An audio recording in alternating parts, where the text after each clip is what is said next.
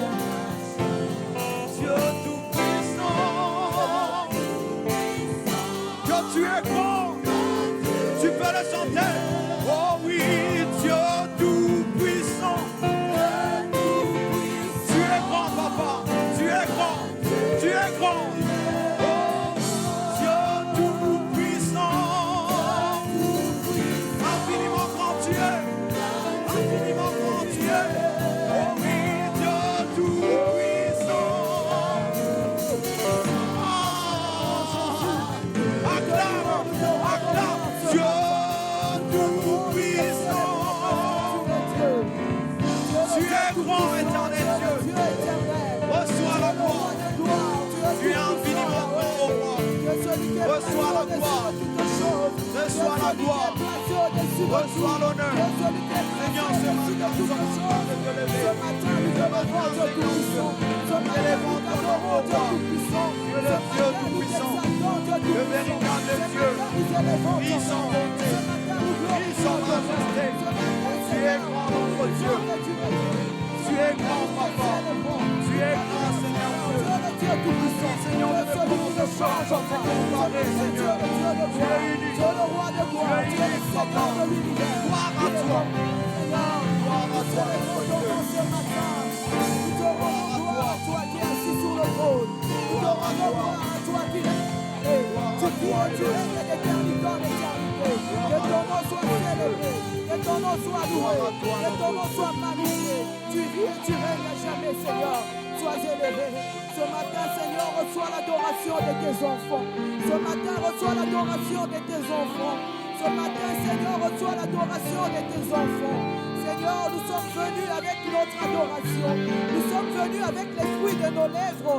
Nous sommes venus, Seigneur, t'adorer. Nous sommes venus te dire combien tu es grand. Nous sommes venus te dire combien tu es merveilleux. Nous sommes venus te dire combien tu es puissant. Nous sommes venus te dire combien tu es fort. Nous sommes venus, Seigneur, pour toi.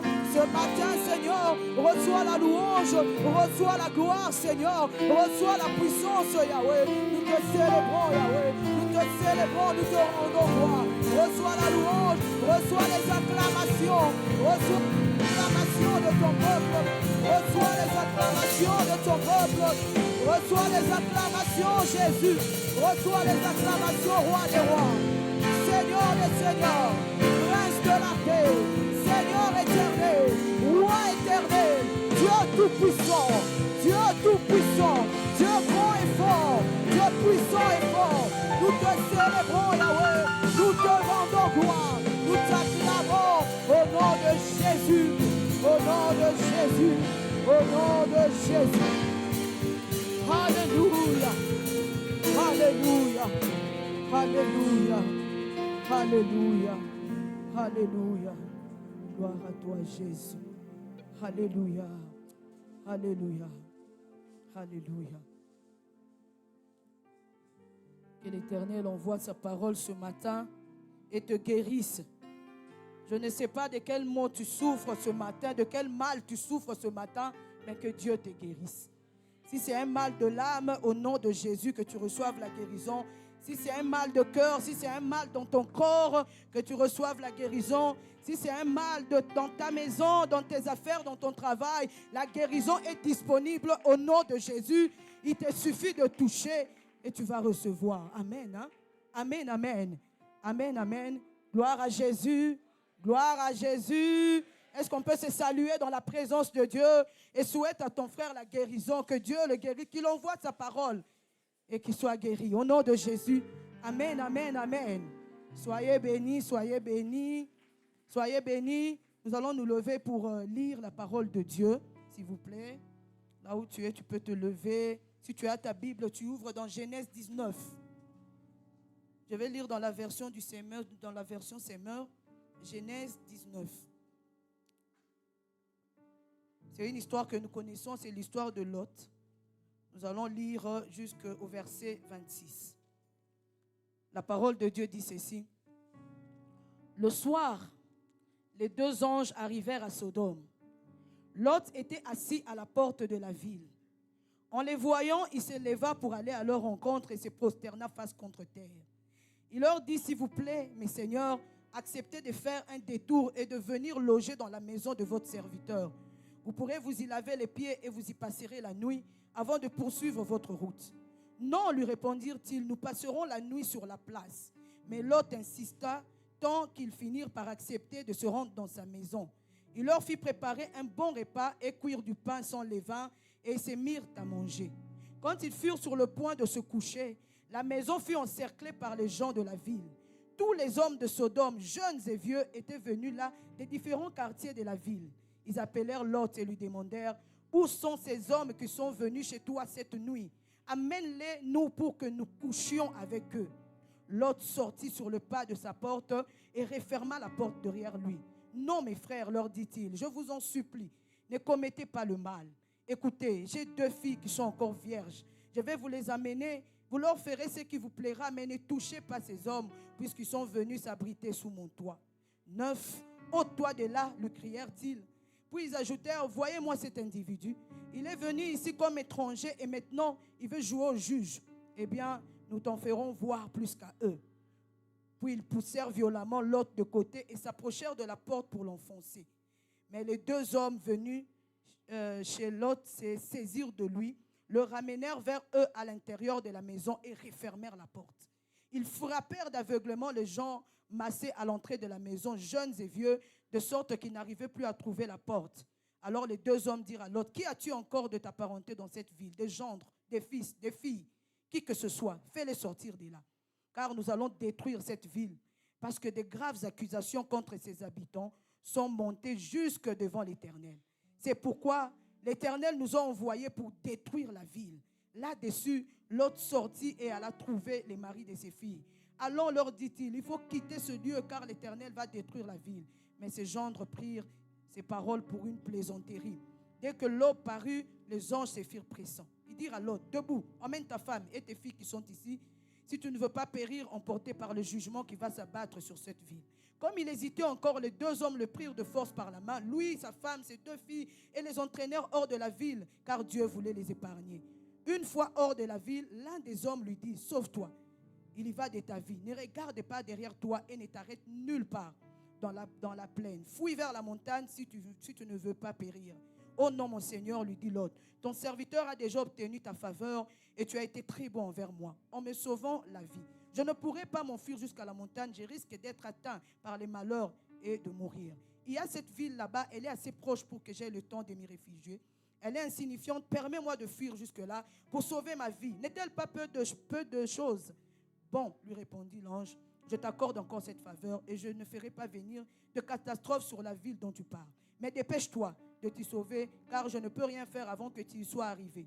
C'est pourquoi on a nommé la ville Tsoar, peu de choses. Au moment où le soleil s'est levé, Lot arriva à Tsoar. Alors l'Éternel fit tomber sur Sodome et sur Gomorrhe une pluie de soufre, enflammée par un feu qui venait du ciel de l'Éternel. Il fit venir une catastrophe sur ces villes, ainsi que sur toute la région. Toute la population de ces villes périt, ainsi que la végétation. La femme de Lot regarda derrière elle et fut changée en statue de sel. Amen. Amen, amen. Est-ce qu'on peut encore acclamer le Seigneur? Assieds-toi sous la grâce, assieds-toi sous la grâce. Dieu soit loué. C'était une longue lecture, mais c'était important qu'on puisse lire toute cette histoire pour bien comprendre et bien se situer dans l'histoire. C'est l'histoire de Lot que nous connaissons très bien depuis le Kodim. Lot était neveu d'Abraham. Il était le neveu d'Abraham. Il a quitté le pays avec Abraham quand Abraham a reçu la vision et il est parti avec Abraham. Mais curieusement, cet homme qui est parti avec Abraham dans sa vision est aussi rattaché à une histoire un peu catastrophique. L'histoire de Sodome et de Gomorrhe. Des villes tristement célèbres à cause de leur perversion. Tellement pervers que Dieu a décidé de les détruire. Le même Lot, son histoire qui commence plutôt bien. Par une vision que Dieu donne à son oncle. Mais curieusement, il se retrouve dans cette histoire de Sodome et Gomorrhe. Il se retrouve dans une histoire vraiment compliquée. Abraham, son oncle, reçoit un ordre, une directive de Dieu. Il reçoit une directive de Dieu au chapitre 13 de Genèse. Il reçoit un ordre de quitter. Une directive de Dieu. Et l'autre qui est orphelin, il est orphelin donc sous la responsabilité de son oncle, après la mort de son grand-père. Il se retrouve embarqué dans cette vision, embarqué dans ce voyage. Lot était le neveu d'Abraham. Donc quand je me dis neveu, il était sous la responsabilité d'Abraham, je me dis il était comme un fils pour lui. Il était comme un fils pour Abraham. C'est-à-dire que quand Abraham a reçu la vision, sûrement qu'il a partagé avec Lot. Parce que quand il a dit Lot, on part. Sûrement il a expliqué à Lot, regarde ce qui s'est passé, c'est ça, nous devons partir. Sûrement que Lot voyait, connaissait les plans de Dieu pour la vie d'Abraham. Sûrement qu'Abraham les partageait avec lui. Lot voyait son oncle prier. Il voyait son oncle parler avec Dieu. Il voyait Abraham adorer. Il a vu comment Abraham a obéi un ordre insensé de quitter son pays pour aller je ne sais pas où. Il a vu son oncle obéir. Il a vu la foi de son oncle. Il a vu son oncle prendre des décisions insensées. Mais à Dieu, parce que c'était Dieu, il a pris des décisions. Il a côtoyé les pères de la foi. Mais regardez comment est-ce qu'il termine. Aujourd'hui, qu'est-ce qu'on retient de Lot? Les choses qui sont venues après sont tellement terribles qu'on ne se souvient même plus. Quand on dit neveu d'Abraham, ça vient en dernier. On se souvient plutôt quand on dit Lot. Même quand tu demandes à un enfant, il va se souvenir de Sodome et Gomorrhe. Il va se souvenir de la statue de sel. Il va se souvenir de l'inceste qui s'est passé entre lui et ses filles. Comment peut-on finir comme ça? Quand Dieu t'a donné tellement de grâce. Il y a quelqu'un ici à qui Dieu a donné tellement de grâce. À qui Dieu a donné tellement d'opportunités. Ils sont là. Tellement d'opportunités. Mais qu'est-ce que tu en as fait? Regarde là où tu en es aujourd'hui. Regarde là où tu en es. Qu'est-ce qu'on retiendra après toi? Qu'est-ce qu'on dira après toi? Comment est-ce que tu peux terminer mal? Comment est-ce que tu peux finir mal et même rater le ciel un jour? Alors que tu es passé sous la grâce d'avoir un père, d'avoir un berger comme le pasteur Bougiriri. Et un jour tu vas rater le ciel. Tu es Lot. Tu as la grâce de passer par cette église. Tu es peut-être fils d'un pasteur. Tu as peut-être grandi dans une maison où on craint le Seigneur, on sert le Seigneur. Mais qu'est-ce que tu es aujourd'hui? Qu'est-ce que tu fais de la grâce que Dieu a déposée sur ta vie? Qu'est-ce que tu en fais? Qu'est-ce qu'on retiendra de toi? Dieu t'a tout donné. Et à celui à qui on donne beaucoup, on demande beaucoup. Amen. Hein? Je crois que Lot a considéré beaucoup de choses comme acquis. Il a considéré beaucoup de choses comme acquis. Il s'est dit, bon, c'est ça, je connais, c'est mon oncle, écoute, il y a la vision, je suis là. Il a considéré beaucoup de choses comme des acquis, alors que rien n'est acquis. Rien n'est acquis.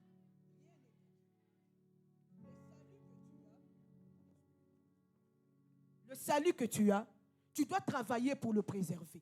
La grâce que Dieu a posée sur ta vie, tu dois travailler pour le préserver.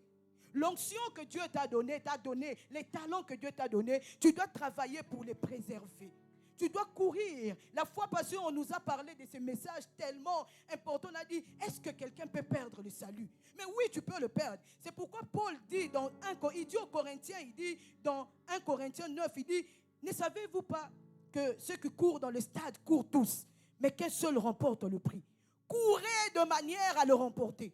Tous ceux qui combattent s'imposent toute espèce d'abstinence. Ils le font pour obtenir une couronne compatible, pour une couronne corruptible plutôt.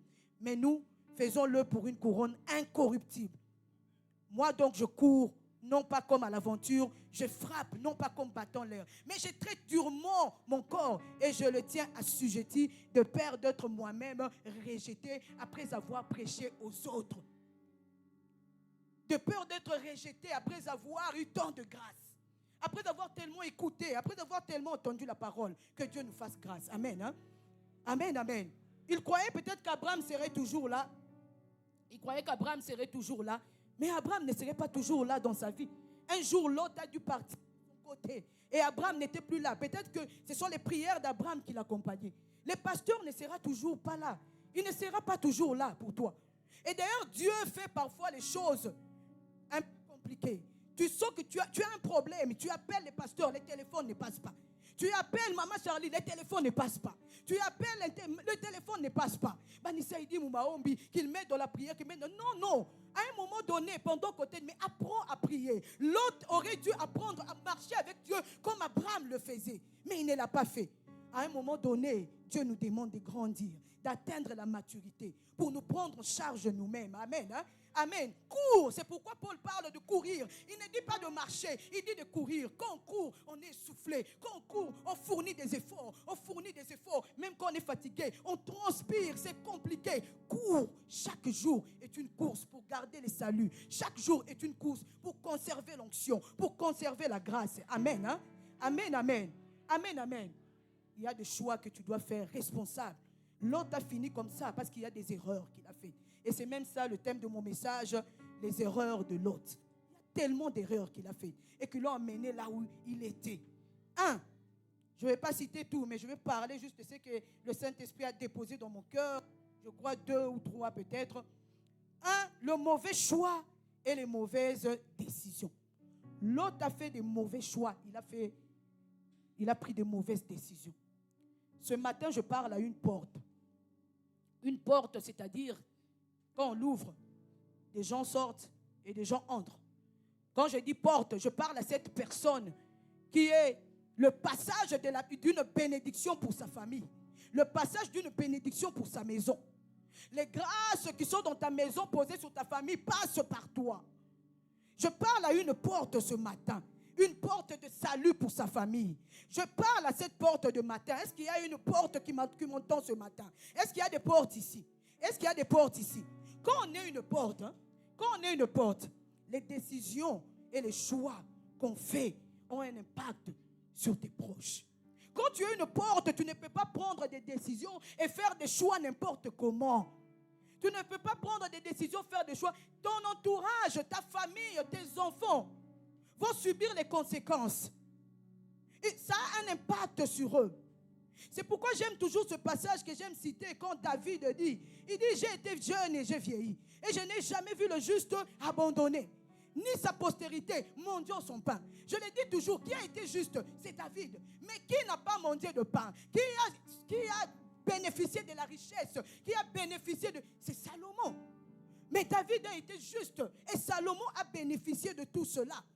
Il dit toujours, il est compatissant, cet homme. Le juste est toujours compatissant. Il prête et sa postérité est bénie. Lui, quand il a prêté, peut-être qu'il a manqué, mais sa postérité est bénie. Détourne-toi du mal. Quand tu te détournes de mal, tu fais le bien. Ta postérité possède à jamais ta demeure. Donc quand tu fais des choix, quand tu prends des décisions, arrête de les faire comme si tu vivais pour toi-même. Arrête de le faire comme si tu vivais pour toi-même, comme si tu le faisais pour toi-même, comme si les autres ne comptaient pas, comme si tu le faisais pour toi-même. Non, la parole de Dieu nous demande d'associer Dieu. Pour rendre des choix, des décisions, associe Dieu. Écoute, au chapitre 13, il y a une querelle entre Lot et Abraham. Et Abraham dit à Lot, écoute, je ne veux pas qu'il y ait des querelles entre toi et moi. Choisis. Si tu vas à gauche, j'irai à droite. Si tu vas à droite, j'irai à gauche. Qu'est-ce que la parole de Dieu dit? La parole de Dieu dit que Lot leva les yeux et il regarda.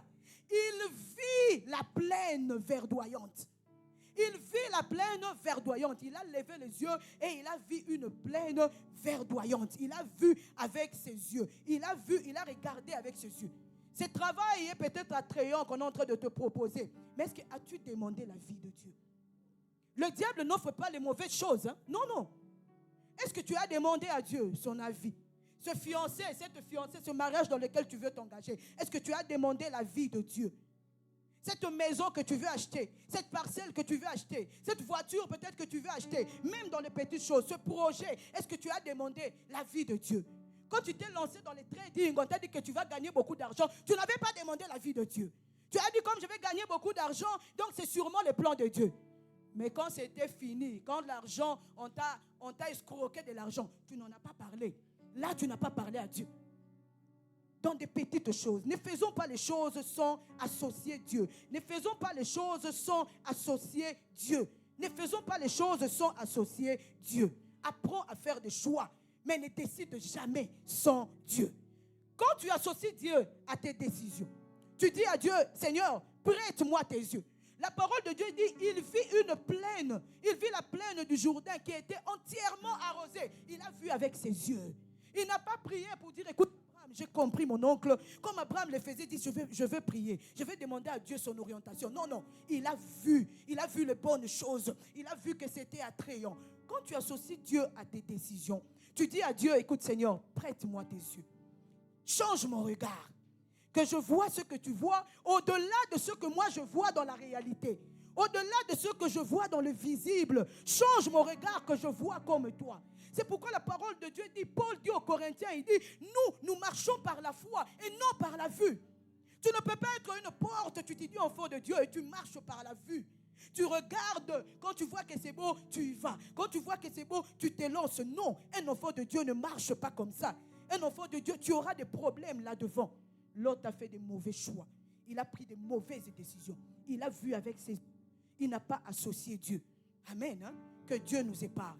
Que quelqu'un qui a une décision à prendre, un choix à faire, que Dieu puisse l'orienter. Qu'il sorte de ce culte avec une orientation. Amen. Hein? Au nom de Jésus. Deuxième situation, et c'est le plus grave. Lot s'est mis dans une situation dangereuse. Et il y est resté. Il est demeuré dans cette situation. Lot s'est mis dans une situation dangereuse et il y est resté. Il y est resté. La parole de Dieu dit, je viens de le lire dans Genèse 13. Dans Genèse 13, il dit au verset, je vais prendre le verset 13. Il dit, le gens de Sodome étaient méchants et de grands pécheurs contre l'Éternel.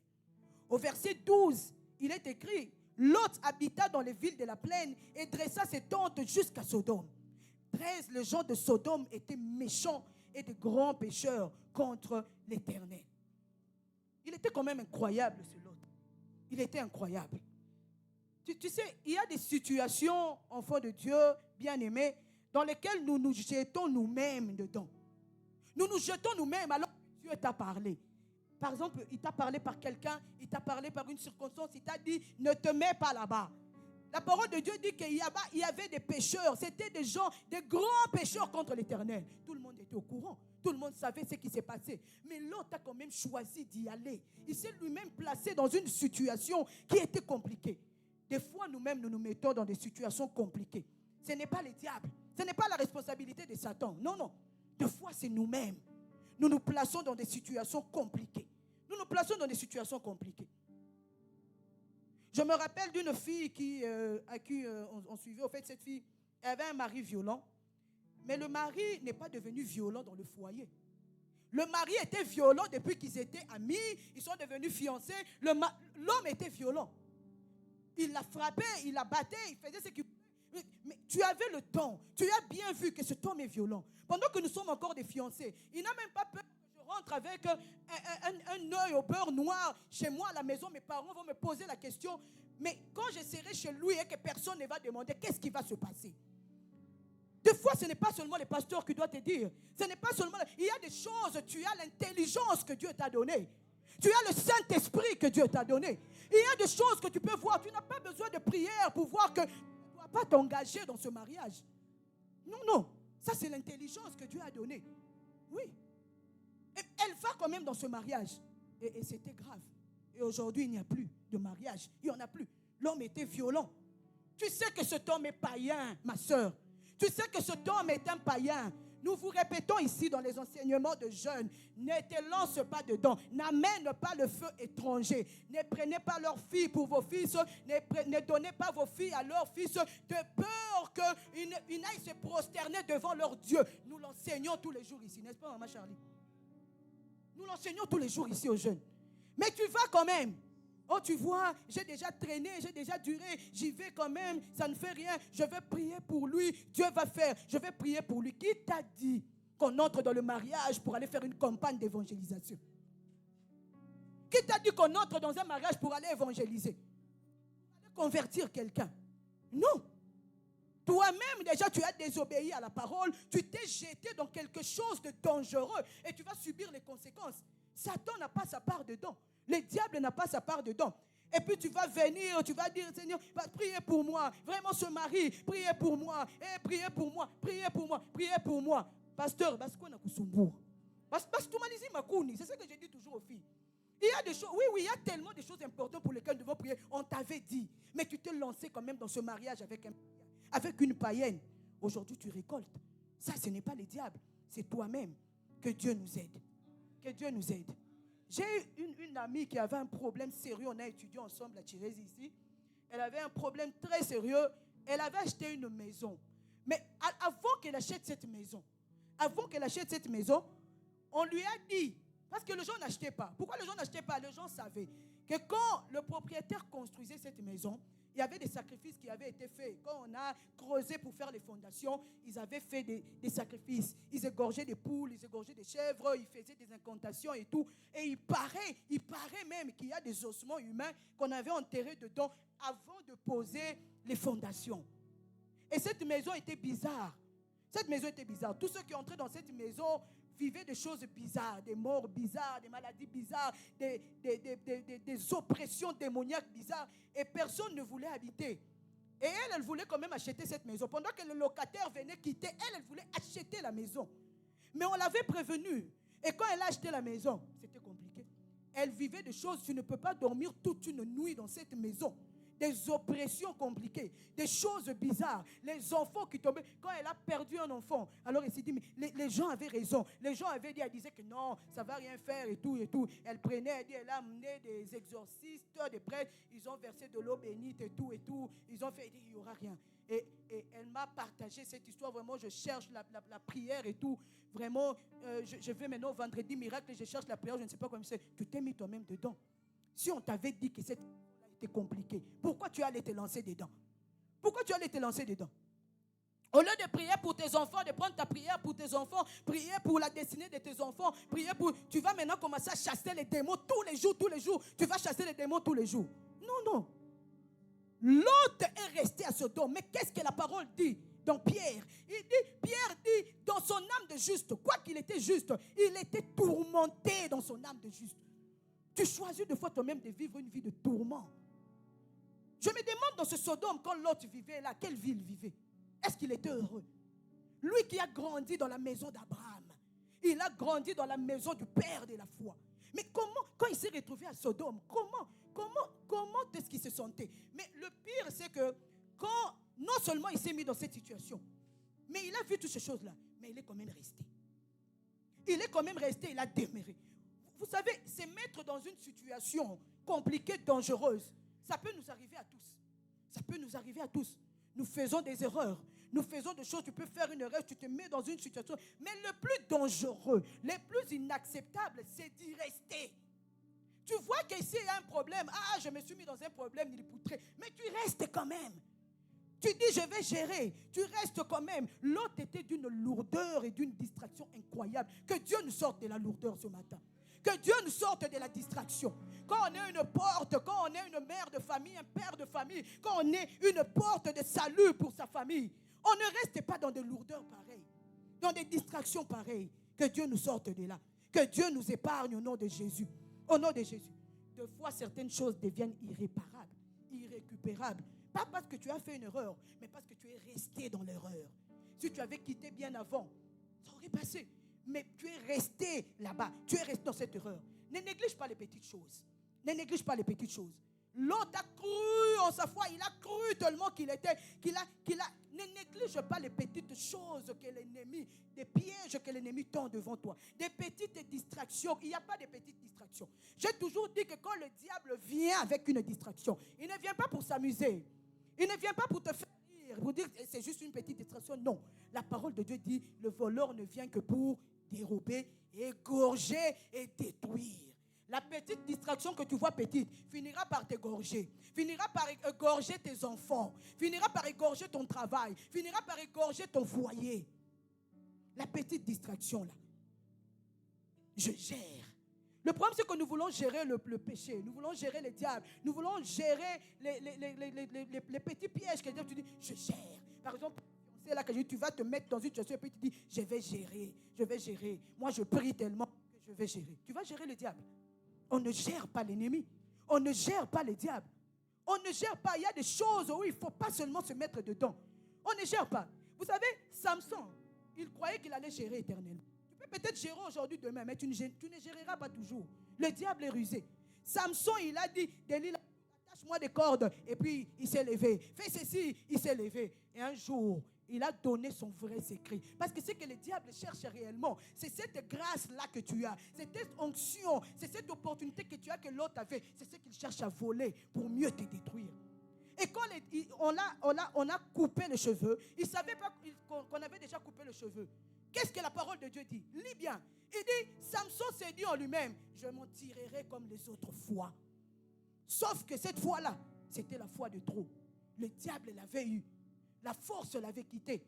L'onction l'avait quitté. Attention.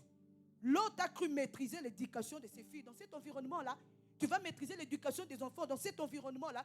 Il croyait qu'il allait gérer. Parce qu'ils étaient une famille. Il croyait qu'il avait géré. Même si tu pries, quand tu places tes enfants dans un environnement où les enfants ne blaguent pas avec l'environnement. Même les enfants, élevons-les dans des environnements qui sont propices à propulser leur foi, à garder leur salut. Tu ne vas pas les mettre n'importe où. Tu dis, nous on prie à la maison, nous on prie à la maison. Mon frère, ma soeur, tu seras étonné. Il croyait maîtriser l'éducation de ses enfants. Oui, les filles, apparemment. Mais le diable est rusé. Apparemment. Parce que jusqu'à cet âge, l'autre dit bien, j'ai des filles qui sont vierges. Je vais vous les donner. Elles sont restées vierges dans cet environnement. Mais attention, dans leur tête, le diable avait déjà sémé sa sémence. Le diable avait sémé sa sémence. Plus tard, quand ils sont partis avec leur père, qu'est-ce qu'ils ont fait? Ils ont couché avec leur père. Soit disons pour leur donner une descendance. Où est-ce qu'ils ont appris qu'un enfant peut coucher avec son père? Ils ont appris ça où? À Sodome. Ils ont vu ça où? À Sodome. Attention quand tu restes. Même si tu dis je m'en suis sorti, tu ne sais pas les sémences que le diable a placées dans ta tête. Et un jour, ces sémences-là peuvent ressortir et te détruire. Et te détruire. Et même sa femme, qui pourtant c'était des gens de foi peut-être. Ils priaient peut-être dans la maison, ils priaient. Mais la foi n'a pas su tenir parce que la foi n'était pas entretenue. Ne va pas te mettre dans un environnement, dans un entourage où les gens ne propulsent pas ta foi. L'autre s'est mis dans un entourage compliqué. Mets-toi dans un entourage où on propulse ta foi. Vole avec les aigles. Quand tu voles avec les aigles, tu deviendras un aigle. Si tu restes avec les poules, tu deviendras une poule, même si tu es un aigle. Même si tu es un aigle. La femme de Lot, à un moment donné, quand ils sont sortis, sont arrivés, mais non, on a dit ne vous retournez pas. Mais wapi, sa foi n'était pas assez solide. Qu'est-ce qu'elle a fait? Elle s'est retournée, elle a regardé. Et elle est devenue une statue de sel. Les erreurs de Lot l'ont rattrapée. Ne reste pas dans cette situation. Je ne sais pas dans quelle situation tu es, mais sors maintenant. Maintenant que Dieu te donne de sortir de cette erreur. Tu as peut-être fait une erreur. Tu es peut-être dans une relation. Tu es peut-être dans un travail qui ne vaut pas. Un travail qui te bouffe ton salut. Ne reste pas. Tu es peut-être dans un péché, dans une anomalie de l'âme et tu restes là. Des rancœurs, des colères bizarres, inutiles, des futilités compliquées. Tu compromets ta destinée, tu compromets ton salut à cause des futilités, à cause des jalousies, à cause des rancunes, à cause des calomnies qui n'ont ni tête ni queue. Que Dieu te sorte de là. Sors de là ce matin. C'est pourquoi Jésus dit, soyez souples comme des colombes. Soyez souples comme des colombes. Tu sens que je suis tombé dans une erreur, ça ne marche pas. Envole-toi, souple comme une colombe. Envole-toi et va-t'en. Sors de cette situation qui menace ton salut, ta destinée, qui menace les promesses de Dieu, qui menace tes enfants, la destinée de tes enfants. Quitte ces personnes. On ne garde pas autour de soi des personnes qui menacent le salut, qui menacent les promesses de Dieu. Tu as une grande promesse et tu restes à côté de Delilah, comme Samson. Il portait les espoirs de tout un peuple. Il portait une onction, mais il reste à côté de Delilah. Delilah va bouffer cette onction. Ne sous-estime pas le diable. Elle va bouffer cette onction. Lot se met même à négocier avec l'ennemi. Je vous en supplie, mes frères, ne faites pas le mal, ne faites pas. Il négocie avec l'ennemi. On ne négocie pas avec l'ennemi. Il y a des choses quand tu entends, il y a des choses quand tu vois. Tu sors de là, tu quittes ce chose, tu sors de là et tu t'en vas. Tu t'en vas. Il négocie avec le diable. Il négocie avec l'ennemi. On ne négocie pas. Des fois, il faut prendre autorité. Les anges, quand ils sont sortis, ils ont frappé d'aveuglement. Ils ont pris autorité. Il y a des situations pour lesquelles aussi tu dois prendre autorité. L'autre n'avait pas d'autorité, c'est encore une erreur. Il y a des situations pour lesquelles tu dois prendre autorité. Dans ta maison, tu vois que cette chose, chez cet enfant, non, ça ne va pas. Je ne tolère pas. Ne tolère pas des anomalies dans ta maison. Ne tolère pas des anomalies dans ta vie. Tu sens que ça, c'est une anomalie. Et tu es resté dans la distraction. Non. Il faut te lever et prendre autorité. On ne négocie pas avec les serpents. Si tu commences à échanger avec les serpents, tu finiras par manger le fruit. Si tu vas négocier avec la femme de Potiphar, tu vas tomber.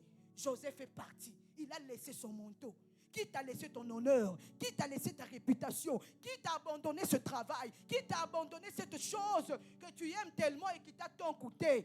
Au moins que tu sauves ton salut, que tu sauves ta destinée. Joseph a laissé son manteau.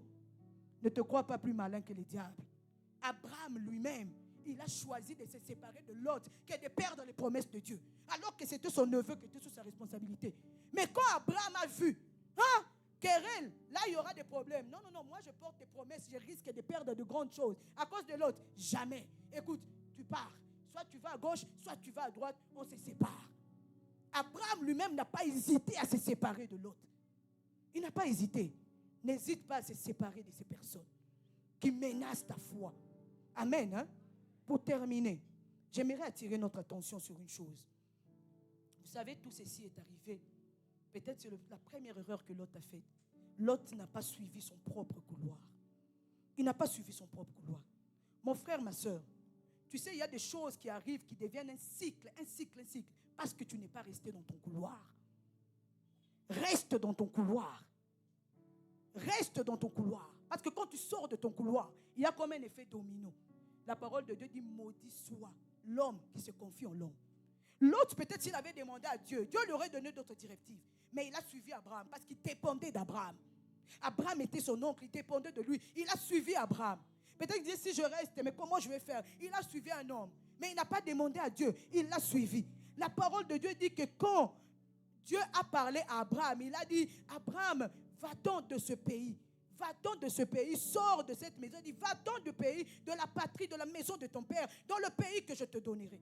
Je ferai de toi une grande nation, etc., etc. Tu seras une source de bénédiction. Abraham partit, comme l'Éternel le lui avait dit, et Lot partit avec lui. Où est le nom de Lot dedans? Quand Dieu a parlé, où est-ce que Dieu a cité Lot? Nulle part. Dieu a parlé à Abraham. C'est-à-dire que si je comprends bien, il dit, je ferai de toi une grande bénédiction, une postérité. Lui et Sarah. Parce que Sarah devait avoir des enfants avec Abraham et voilà la postérité. Mais qu'est-ce que Lot est venu chercher là-dedans? Qu'est-ce qui est venu Lot? Mon frère, quand tu commences la course et que tu commences déjà en dehors de ton couloir, sache que tu es déjà disqualifié. Même dans les courses du monde, quand tu es en dehors de ton couloir, tu es disqualifié. Déjà au début, Dieu parle à Abraham. La promesse ne concerne qu'Abraham. L'autre vient se greffer. Il vient se greffer à cette vision. Frère, sœur, ne vous greffez pas à une vision qui ne vous concerne pas. Ne te greffe jamais à une vision qui ne te concerne pas. Ne te greffe jamais à une vision où tu n'es pas cité. Tu produiras des hybrides. Quand on greffe les plantes, ils produisent des hybrides. Ils ne produisent jamais des originaux. Ils produisent des hybrides.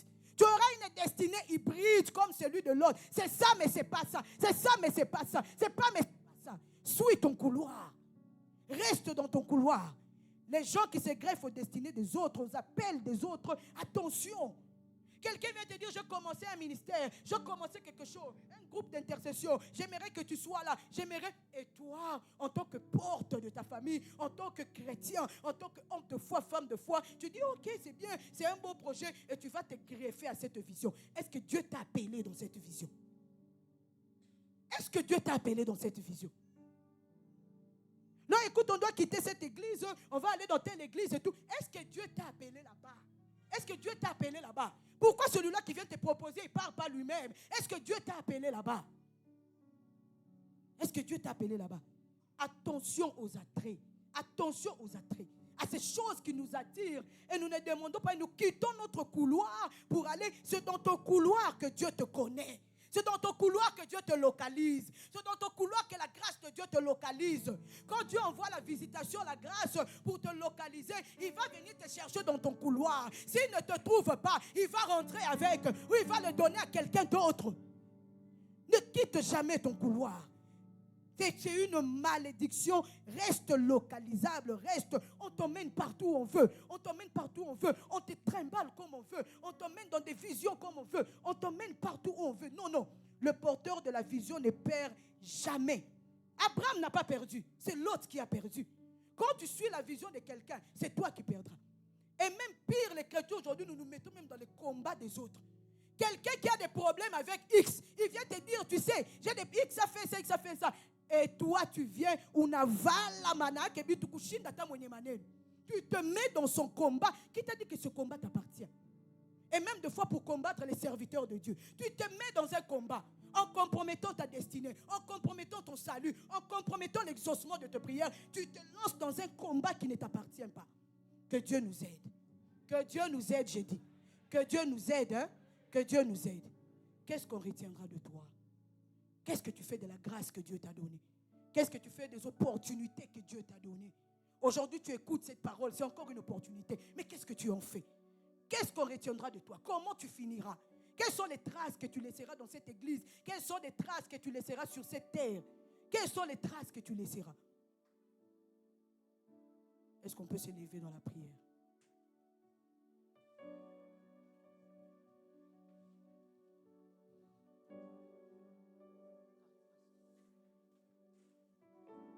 Bien-aimés dans le Seigneur, nous voulons prier. Dieu ne peut jamais envoyer sa parole en vain. S'il l'envoie, c'est pour un but. La parole de Dieu est claire. Les erreurs de l'autre. Tu as bien écouté ce message. Et l'Esprit de Dieu t'interpelle quelque part. Il est écrit, aujourd'hui, si vous entendez sa voix, n'endurcissez pas vos cœurs. Demain ne nous appartient pas. C'est avant-midi. Dieu sait le pourquoi il t'a amené dans sa présence. Et c'est pourquoi il te parle, il me parle. Est-ce que ton cœur peut être une bonne terre sur laquelle est tombée cette parole? Il y a des choses que tu dois devoir quitter aujourd'hui, pas demain. On ne négocie pas avec les diables, avec l'ennemi. Quand Dieu parle, c'est le roi des rois. Il ordonne et à nous d'obéir à ce qu'il dit. Ne remettons pas à demain. Demain n'est pas pour toi, n'est pas pour moi. Tu as une porte. Une porte. Réfléchis. Réfléchis. Réfléchis. Réfléchis. Ce sont les petits renards qui ravagent des grands champs. Il y a des choses que tu sous-estimes. Et pourtant, il y a une petite foi de Dieu qui te dit, ça non, mais tu sous-estimes le petit renard. Ils vont te ravager. Il y a des relations à quitter. Il y a des choses à abandonner aujourd'hui. Il y a des caractères même à abandonner. C'est une décision. Si tu ne décides pas, Dieu ne va pas décider à ta place.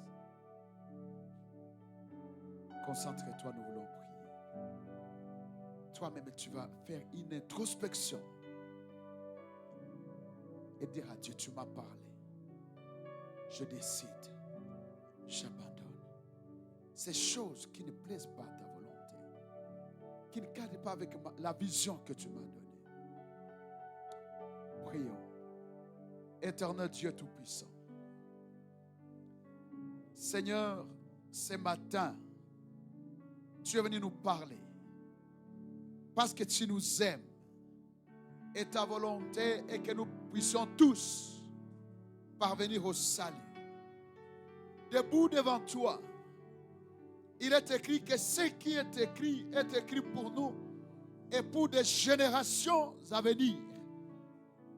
Ce qui a attrapé, touché ceux qui nous ont précédés, c'est pour notre bien, pour notre intérêt, afin de nous montrer un chemin à suivre. Ce matin, tu nous as parlé au travers de ta servante, en envoyant cette parole. Seigneur, tu es un roi. Tu es le roi des rois. Et quand le roi parle, il donne des ordres. Nous voulons obéir à ta parole de ce matin. Mon frère s'est vu touché. Ma soeur a été touchée. Ce matin, ô Éternel, au nom de Jésus, au nom puissant de Jésus, Père, nous décidons, mon frère décide, ma soeur décide d'abandonner ces choses qui ne cadrent pas avec ta parole, avec la mission que tu lui as confiée, ces intérêts diaboliques, ces choix qui ne te plaisent pas, au nom de Jésus, ces décisions, au nom de Jésus de Nazareth. Seigneur, il est écrit que nous puissions être vigilants, ô Éternel, ô mon Dieu, mon roi, et de ton Église, et de mon frère, et de ma soeur, qui ont écouté ta parole, à l'appliquer, Seigneur. Seigneur, c'est tellement qu'il y a des choses pour lesquelles on a longtemps voulu décider, mais ça n'a pas marché. Quelqu'un décide le matin, mais la journée, il retourne. Oh mon Dieu, laisse que ta puissance découle en ces lieux, la puissance du Saint-Esprit, pour que les chaînes tombent, l'esprit de rétrograde, au nom de Jésus, je les chasse en ces lieux. Au nom de Jésus, au nom de Jésus, esprit de négligence, je les chasse en ces lieux, dans la vie de mon frère, dans la vie de ma soeur, au nom de Jésus de Nazareth. Merci Éternel, béni soit ton nom Père. Merci pour ta parole. Il est écrit, ne vous mettez pas seulement à écouter la parole, mais mettez-la en pratique. Seigneur, nous la mettons en pratique. Au nom de Jésus. Au nom de Jésus. Au nom de Jésus. Amen. Est-ce que quelqu'un peut acclamer?